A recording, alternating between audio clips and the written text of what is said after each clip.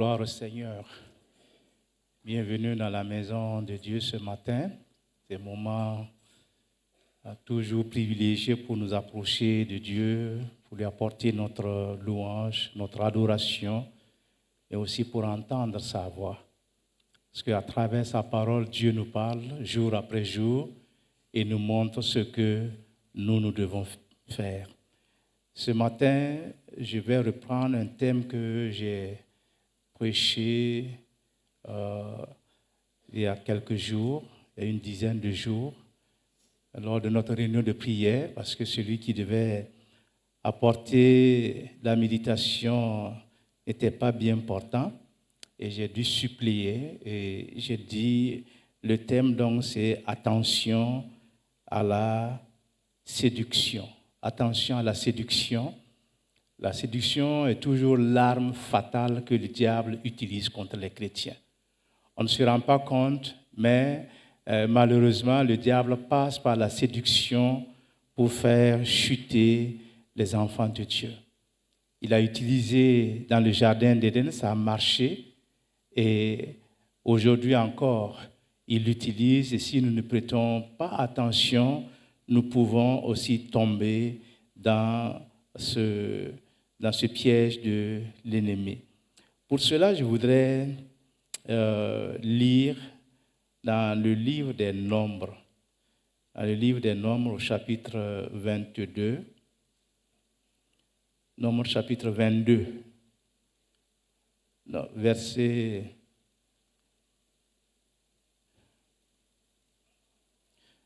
Nous allons lire quand même une longue lecture. Nombres chapitre 22, versets 15 à 35. Et je voudrais aussi vous demander de prier pour moi. Cette semaine, je vais m'absenter pour 2 semaines. Et que le Seigneur m'assiste dans la mission qu'il m'a confiée. Nombres chapitre 22, versets 15 à 35. Balak envoya de nouveau des chefs en plus grand nombre et plus considérés que les précédents. Ils arrivèrent auprès de Balaam et lui dirent, « Ainsi parle Balak, fils de Zippor, que l'on ne t'empêche donc pas de venir vers moi, car je te rendrai beaucoup d'honneur et je ferai tout ce que tu me diras. Viens, je te prie, maudis-moi ce peuple. » Balaam répondit et dit aux serviteurs de Balak, « Quand Balak me donnerait sa maison pleine d'or et d'argent, je ne pourrais faire autre chose, ni petite ni grande, contre l'ordre de l'Éternel mon Dieu. Maintenant, je vous prie, restez ici cette nuit, et je saurai ce que l'Éternel me dira encore. » Dieu vint à Balaam pendant la nuit et lui dit, « Puisque ces hommes sont venus pour t'appeler, lève-toi, va avec eux, mais tu feras ce que je te dirai. » Balaam se leva le matin, sella son ânesse et partit avec les chefs de Moab. La colère de l'Éternel s'enflamma contre lui parce qu'il était parti. Et l'ange de l'Éternel se plaça sur le chemin pour lui résister. Balaam était monté sur son ânesse et ses 2 serviteurs étaient avec lui. L'ânesse vit l'ange de l'Éternel qui se tenait sur le chemin, son épée nue dans la main. Elle se détourna du chemin et alla dans les champs. Balaam frappa l'ânesse pour la ramener dans le chemin. L'ange de l'Éternel se plaça dans un sentier entre les vignes. Il y avait un mur de chaque côté. L'ânesse vit l'ange de l'Éternel, elle se serra contre le mur et pressa le pied de Balaam contre le mur. Balaam la frappa de nouveau. L'ange de l'Éternel passa plus loin et se plaça dans un lieu où il n'y avait point d'espace pour se détourner à droite ou à gauche. L'ânesse vit l'ange de l'Éternel et elle s'abattit sous Balaam. La colère de Balaam s'enflamma et il frappa l'ânesse avec un bâton. L'Éternel ouvrit la bouche de l'ânesse et elle dit à Balaam, « Que t'ai-je fait pour que tu m'aies frappé déjà 3 fois ?» Balaam répondit à l'ânesse, « C'est parce que tu t'es moqué de moi. Si j'avais une épée dans la main, je te tuerais à l'instant. » L'ânesse dit à Balaam, « Ne suis-je pas ton ânesse que tu as de tout temps monté jusqu'à ce jour?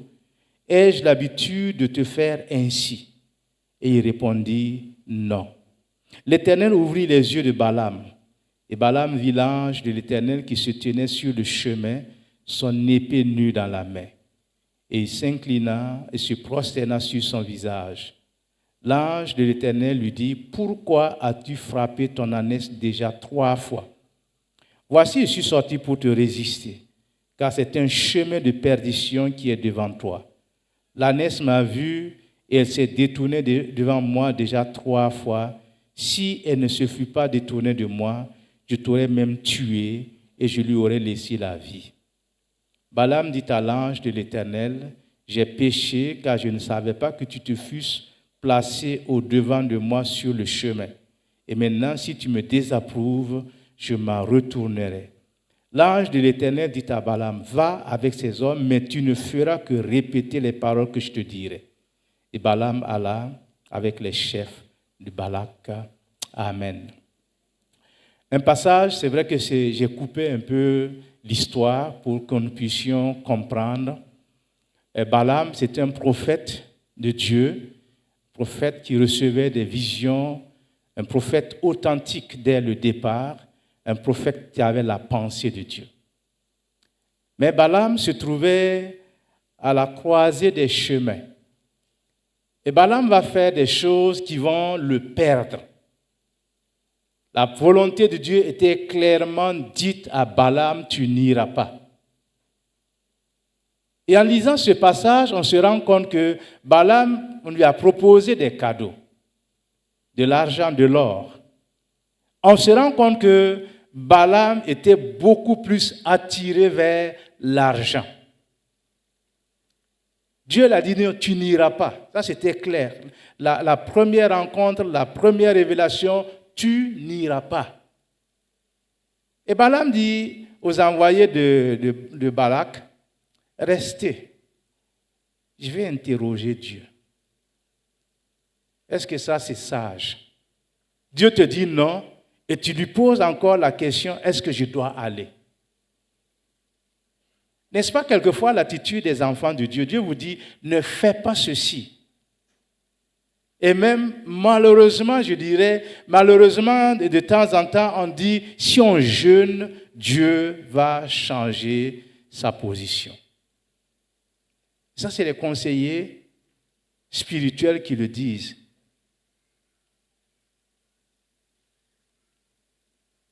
Balaam s'est trouvé à un endroit où il devait être catégorique avec les envoyés de Balak en leur disant, le nom de Dieu, c'est non. Et je dois vous dire quelque chose ici. Si Dieu vous dit non aujourd'hui, ce n'est pas demain qu'il va dire oui. Si vous le forcez, il peut vous dire oui. Mais les conséquences, vous les supporterez, n'est-ce pas? Parce que Dieu n'est pas un homme pour se tromper, dire non aujourd'hui et dire demain, vous arrivez et dire non, moi j'avais dit non hier, mais aujourd'hui c'est oui. Non, ça c'est pas Dieu. Parce que si Dieu pouvait se tromper, on pouvait lui donner le bénéfice du doute. Mais il ne se trompe jamais. Jamais. Un nom de Dieu sera un nom pour toujours. S'il dit oui, ça sera oui. Mais dans le cas de Balaam, on se rend compte que Balaam avait déjà, vous lisez les chapitres précédents, 21, et ensuite au chapitre 23, vous voyez que Balaam, pendant un certain temps, il balançait. Est-ce qu'il faut aller? Est-ce qu'il faut rester? Mais ce qui est chose, c'est que Balaam, à un certain moment, il a voulu un peu forcer la main de Dieu. Dieu lui a dit, bon, comme ça, vas-y.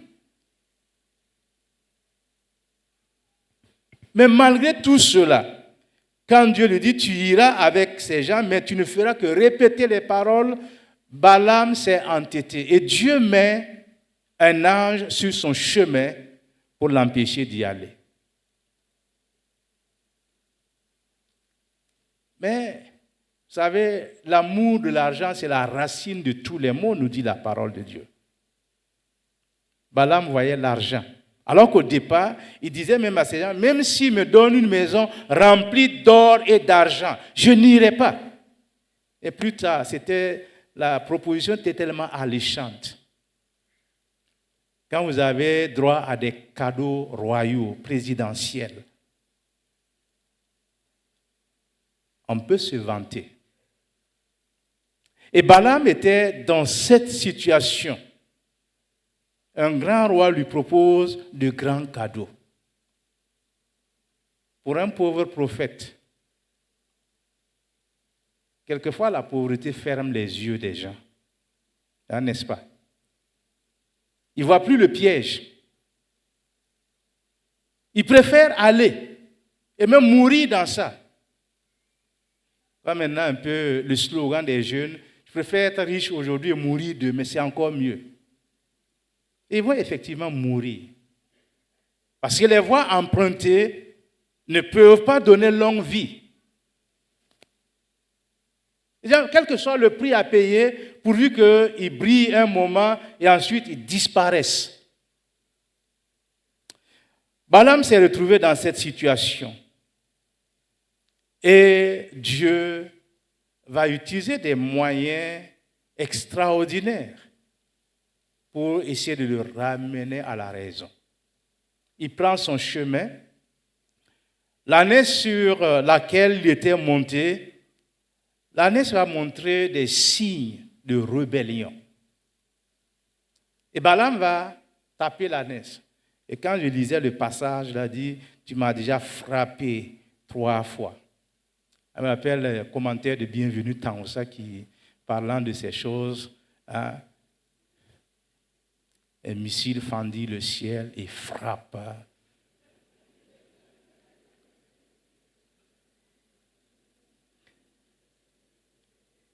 Balaam était arrivé au point même qu'il était aveuglé.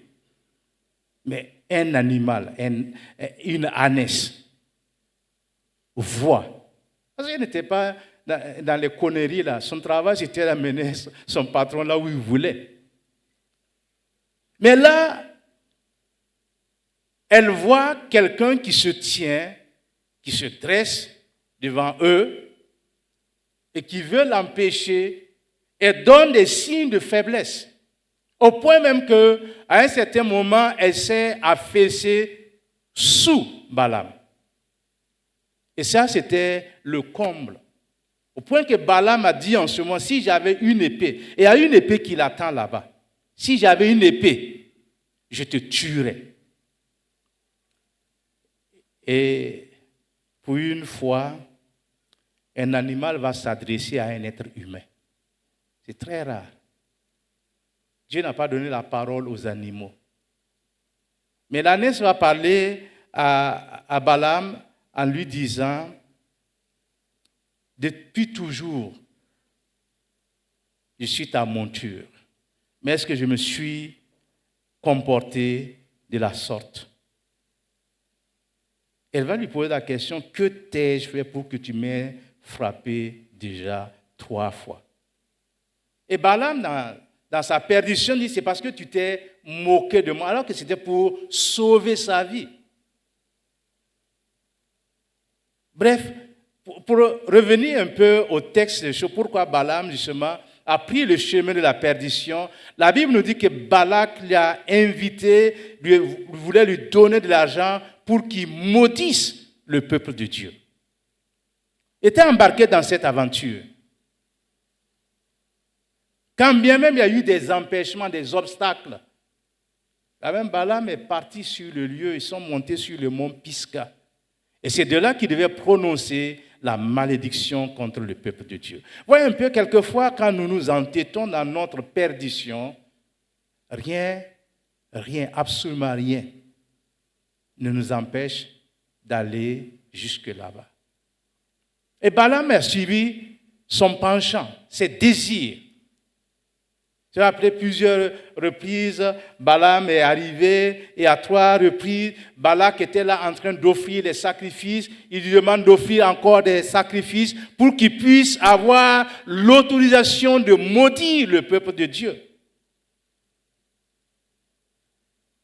Balaam va comprendre que quand Dieu bénit quelqu'un, il ne peut pas maudire la personne. Parce que la bénédiction de Dieu est pour ceux qui le craignent. Et Dieu avait béni le peuple d'Israël, depuis toujours, et même jusqu'à aujourd'hui. Vous avez beau faire, c'est le peuple choisi.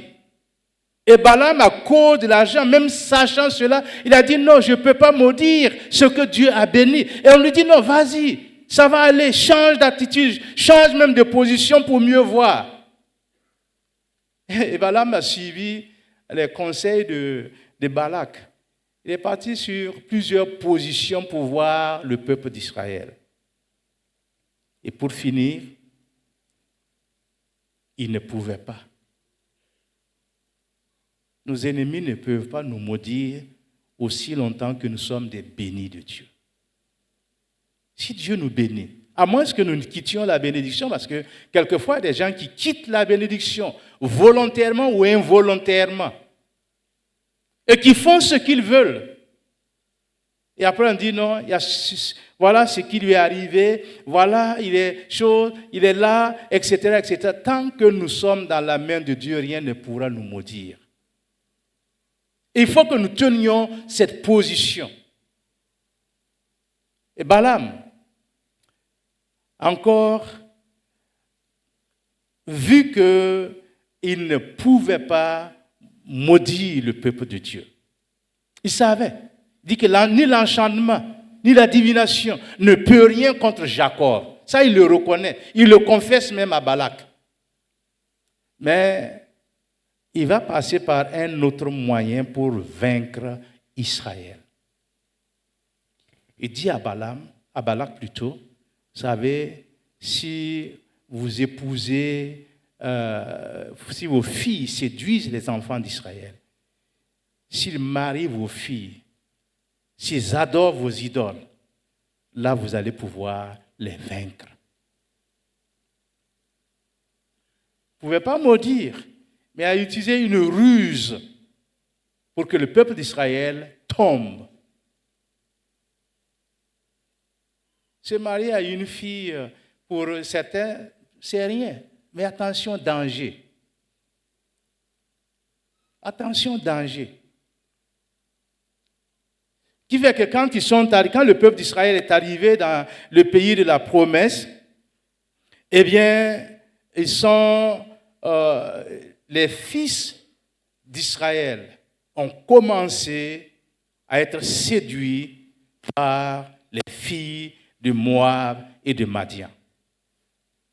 Ils vont commencer, et c'est là la source des problèmes de tout Israël. Avoir des femmes étrangères était une des interdictions formelles de Dieu. Parce qu'ils savaient ce qui les attendait. Dieu leur avait dit, si jamais vous le faites, eh bien vous allez commencer à adorer les idoles, vous allez commencer à brûler l'encens devant ces idoles, et vous allez donc vous perdre. Alors que le premier commandement de Dieu, tu n'auras point d'autre Dieu devant ma face. Et Israël va tomber dans ce piège. La soif de récompense de Balaam et les sacrifices nombreux et coûteux que Balak offrit en divers endroits ne changeaient rien de la décision de Dieu. Rien. Et Balaam va passer par ce moyen-là pour qu'Israël tombe. L'histoire de Balaam et de Balak nous donne une lumière sur l'attitude de l'homme vis-à-vis de l'argent, vis-à-vis des cadeaux. Par tous les moyens, Balaam voulait cette récompense. La bénédiction de Dieu repose sur Israël, parce que Dieu est fidèle. Et toute l'Écriture témoigne de sa nature constante et immuable. Balaam va donner ce mauvais conseil. Et aujourd'hui, il y a encore des Balaam parmi nous. Ils donnent de mauvais conseils aux enfants de Dieu. Elle dit, non, si tu fais ça là, non, c'est pas grave. Tu vas te rattraper. Si tu goûtes un peu là, ça ne te fera rien, un peu seulement. J'étais avec un ami qui me racontait un peu de choses. Pasteur, vous savez, on a fait tout. Pourtant, on est des amis d'enfance. Je connais il y a peut-être une 50aine d'années. Et il me dit, j'ai fait tout ça. On nous a dit de ne pas boire. J'ai bu la bière, j'ai vu que c'était amer. On nous a dit de ne pas fumer. J'ai fumé, j'ai vu que ça faisait mal aux narines. Et maintenant, qu'est-ce que j'attends? Mais pourtant, c'est quelqu'un qui avait cette conviction que ce sont des choses qui ne devaient pas être faites. Mais la compagnie, non, fais ça. Non, non, c'est pas mauvais. Tu sais, et on fait beaucoup de choses parce que, justement, on se laisse séduire. Et aujourd'hui encore, on entend des gens qui disent, non, non, non, prends une fille païenne, elle va se convertir. Est-ce que vous avez déjà entendu ça? Hein? Les jeunes là, on se connaît. Ou les jeunes filles, non, non, non, écoute, tu vas te marier à un païen là. Comme ça, par ta foi là, tu vas le gagner au Seigneur. C'est facile. Et si tu ne le gagnes pas au Seigneur, si elle ne se convertit pas. Le pasteur Youssouf et moi, nous étions témoins d'une scène. Un frère qui était dans l'église ici, non, une sœur. Puis elle s'est mariée à quelqu'un d'une autre religion. Après, nous avons constaté son absence et nous sommes allés pour voir ce qu'il y a. Et il nous a dit ce jour, littéralement, mot pour mot, ça veut dire que le pasteur Youssouf se rappelle, il nous a dit, m'a conseillé que les filles protestantes sont bien, il faut tout faire pour l'avoir, et comme ça tu es tranquille. Et c'est ce qu'il a fait. Il a eu sa femme, il dit, il est tranquille. Et vous savez, ce monsieur qui venait à l'église, qui était là, la femme aussi était là, tous les dimanches, il se lève quand la femme s'habille pour venir ici, parce qu'il n'habitait pas loin d'ici. Il dit, il faut me préparer telle nourriture avant de partir à l'église. Est-ce que c'est possible? J'étais devenu chaud dans la maison. Ou bien il se lève le matin, quand la femme finit de s'habiller, elle est prête pour venir à l'église, il sort ses vêtements en lui disant, lave mes vêtements avant d'aller à l'église. Est-ce que ça c'est possible? Il a atteint son objectif et maintenant, au lieu que ce soit un païen, il y aura deux païens. Parce qu'il a totalement interdit à sa femme de venir et il a amené dans sa religion. La séduction. Était séduite.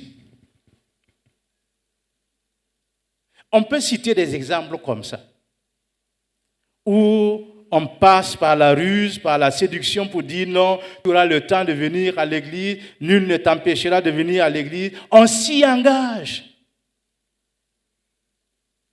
Mais après,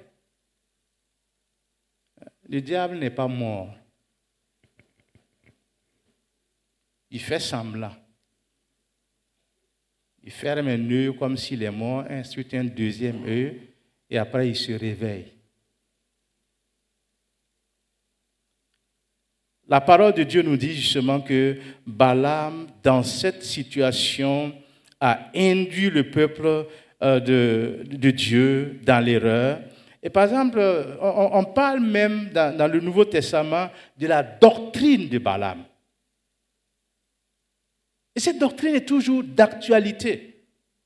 Par exemple, dans 2 Pierre chapitre 2, versets 15 à 19, nous lisons ceci, 2 Pierre 2, 15.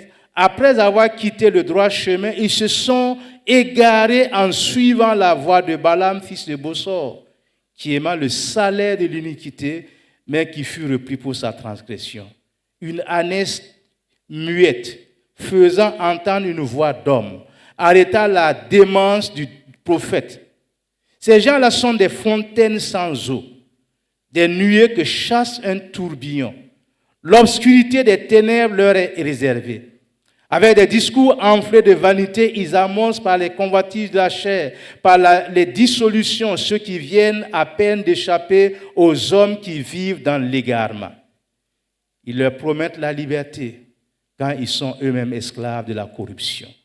Car chacun est esclave de ce qui a triomphé de lui. Et nous voyons que Balaam va mal terminer parce que quand on connaît Dieu, et que visiblement et volontairement, on refuse d'obéir à sa voix, il y a toujours des conséquences. Balaam a poussé les gens à commettre l'idolâtrie, à commettre l'adultère. Même la suite de l'histoire même nous dit qu'ils étaient arrivés à un point où deux enfants, un enfant d'Israël et une jeune fille madianite, en plein jour, quand Dieu a frappé le peuple d'une plaie qui a tué ce jour-là 24 000 personnes,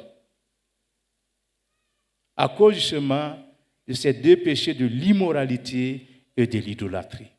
Pendant que les gens mouraient, un jeune juif qui a pris sa copine en plein jour, en plein midi, qui l'amenait dans la tente pour coucher avec elle.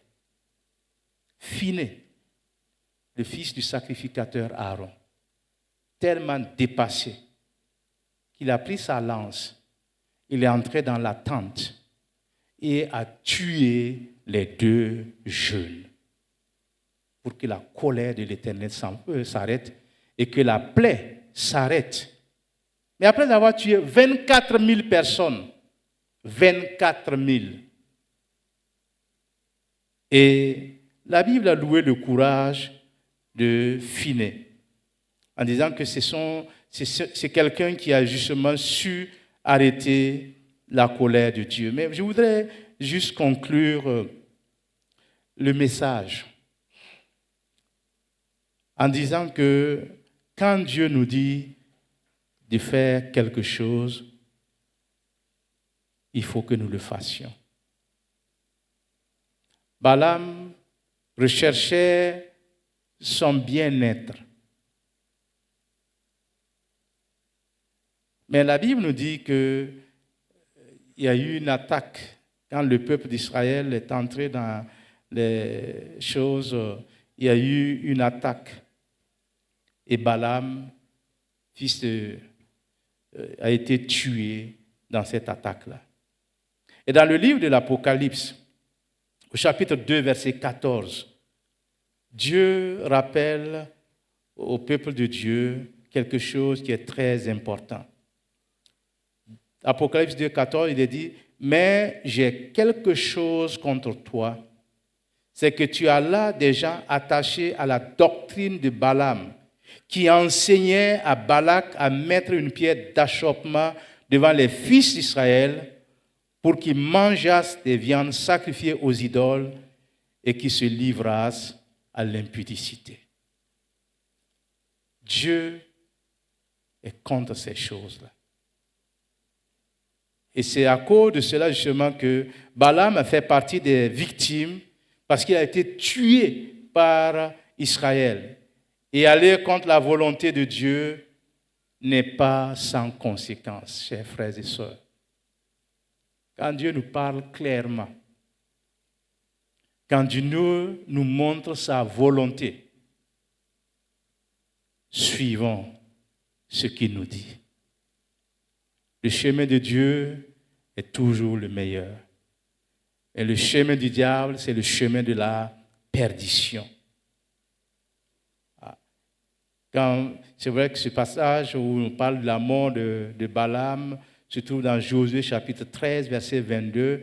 Il dit, parmi ceux que tuaient les enfants d'Israël, ils avaient fait périr avec l'épée le devin Balaam, fils de Béor. Ça, nous devons apprendre la leçon.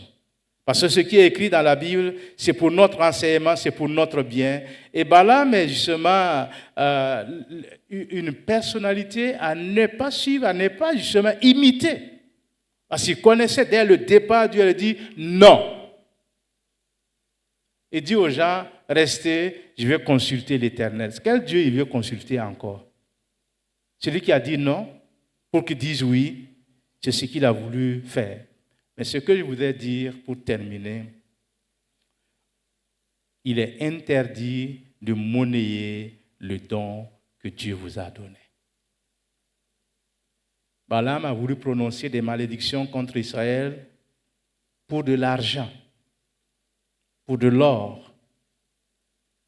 Mais la fin a été catastrophique et Dieu, malgré tout cela, voulait sauver encore Balaam.